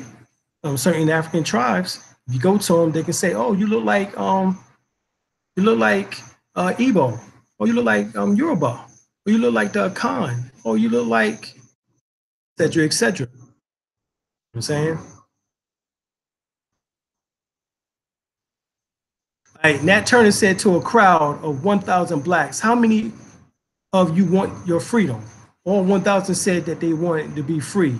He then asked, "How many of you are willing to do anything it takes for your freedom?" Only about 900 stepped forward. He then asked and said, "The first thing we must do is kill those 100 black cowards standing behind us, because they are our biggest enemies." All right. Did you know that 90% of the black people lynched were business owners? This is how they took our land. For those that didn't want to sell precious land, this is when they went around lynching. Somebody please mute your background, please. This is what they did when they went around lynching people. Okay? Castrating us. United Washington Moors 999. MUUR. Somebody mute your background. That's okay, I'm on it.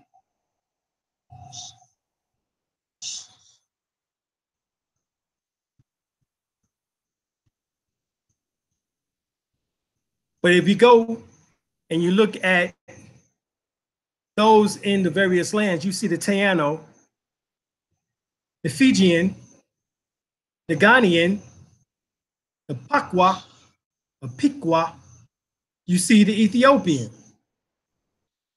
These are from all various continents. We're talking about Taino is from the Caribbean. The Ghanaian is from Africa.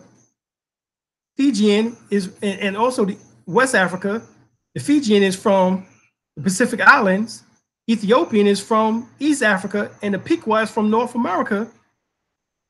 But they're all melanated. See, this is what we're talking about. This is the unification that we have to get. All right, that we all melanated.